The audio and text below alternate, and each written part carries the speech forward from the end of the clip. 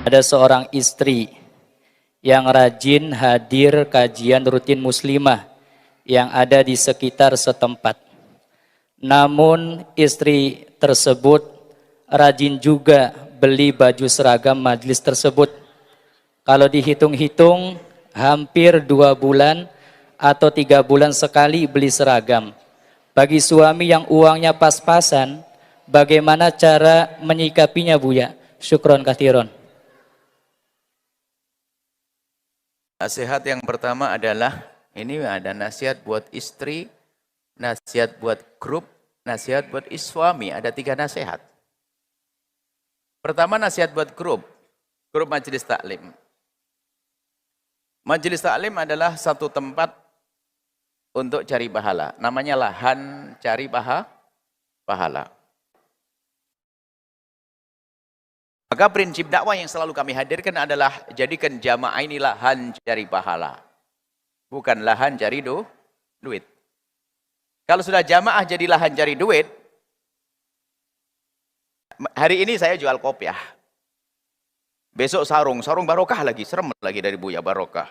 Kalau tidak ngambil kayaknya kurang barokah nanti. Nah ini kan bahaya banget begini.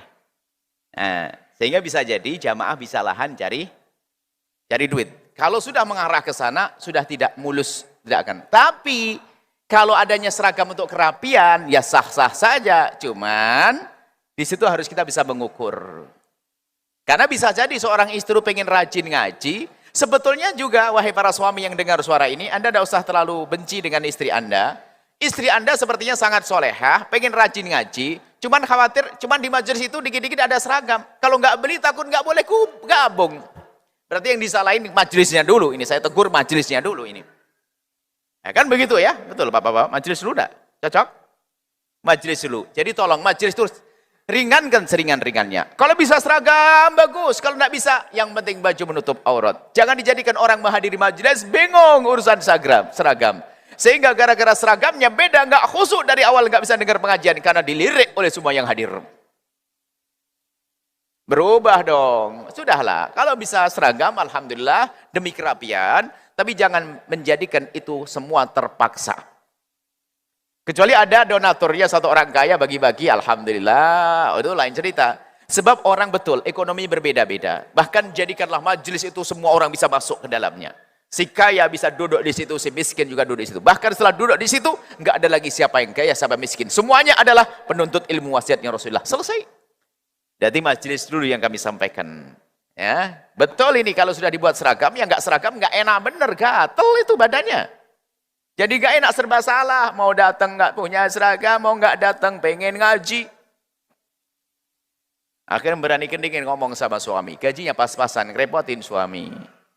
Nah, jadi di sini dulu dah kuncinya adalah di majelis para ustadz dan sebagainya. Nah, kalau ternyata nanti harus ada seragam kemudian tidak mampu, sepakat dong dibantu oleh yang lainnya. Jadikan majelis itu mudah untuk orang hadir, gitu saja. Kemudian wahai para istri, suami juga, majelis taklim adalah betul-betul tempat menuntut ilmu untuk cari ridho Allah. Para suami juga demikian, majelis ini adalah untuk cari ridho Allah, dakwah untuk cari ridho Allah. Tapi ada ibu, bapak-bapak senang ngaji itu karena dia malas kerja. Alasannya pengajian. Bahkan mungkin ikut Buya Yahya atau ikut majelis Buya. Alasan, padahal dia malas cari nafkah. Dakwah ke sana kemari, malas cari nafkah. Ini penyakit juga. Ada ibu-ibu yang juga malas ngurusi rumah tangganya, itu alasannya dikit-dikit pengajian. Pengajian. Bisa ngelarang suaminya orang soleh mau pengajian, dia nggak bisa ngajar, nggak boleh. Tapi apa? Piring numpuk nggak dicuci, baju nggak dicuci, rumah kotor. Itu bukan Anda wahai ibu yang soleha. Tapi ada ibu begitu tuh. Jadi hadir pengajian untuk lari daripada tugas-tugas ibu rumah tangga. Jadi hanya, bahkan ada lagi pengajian jadi tren. Karena sudah dibentuk pengajian keren, orang kelas menengah ke atas. Pengajian jamaah haji, karena dia pernah grup jamaah haji. Pengajian pelas. Bukan begitu, wahai hamba Allah. Pengajian itu untuk menjadikan kita tawadhu di hadapan Allah. Bukan untuk menjadi kita sombong di majelis. Kalau sombong di majelis, tapi namanya madhab iblis. Ngaji untuk tambah sombong. Ya, jadi, sebab kelihatannya jadi bulan-bulanan kan suami nggak saya tegur deh. Tapi sudah terlanjur saya bilang, ya saya tegur, wahai suami, ya kalau memang Anda mampu dan seragamnya wajar, ya jangan pelit-pelit dong. Masa pelit banget sama istri, sudah cukup dinasihati semuanya. Ya, kalau mau seragam untuk ya biar istiqomah pengajiannya. Tapi yang terpenting dalam majelis itu adalah kekhusyuan Anda. Anda datang dengan hati yang berbaju dengan takwa, hati yang berbaju dengan keimanan, hati yang betul-betul ini kerinduan kepada kebaikan, itu jadikan Anda beres. Insya Allah itu saja. Sebab problem seragam itu kami juga menemukan di beberapa tempat. Di beberapa tempat ada program seragam, subhanallah. Seragam rupanya ada yang dagang. Wah kacau. Bisa saya dagang ustadzahnya. Atau bukan ustadzahnya, muridnya sudah kerja sama ustadzahnya. Ustadzah nanti dapat berapa persen ustadzah? Sudah nggak benar begitu tuh. Mohon maaf kalau ada yang semacam itu, ini Buya bukan Anda, ini ada yang ngadu ke saya. Kalau ini mah baik semuanya, solehah semuanya. Cuma bisa saja semacam itu. Tapi kita ingin menjadikan bahwasanya. Jadikan majelis itu semua orang enak masuk ke dalamnya. Jangan ada kelihatan. Jangan dibeda-bedakan si kaya, si melarat, sini tidak. Yang datang kepada baginda Nabi Abdurrahman bin Auf, orang kaya raya. Tapi ternyata ada Abu Hurairah yang setiap hari kelaparan.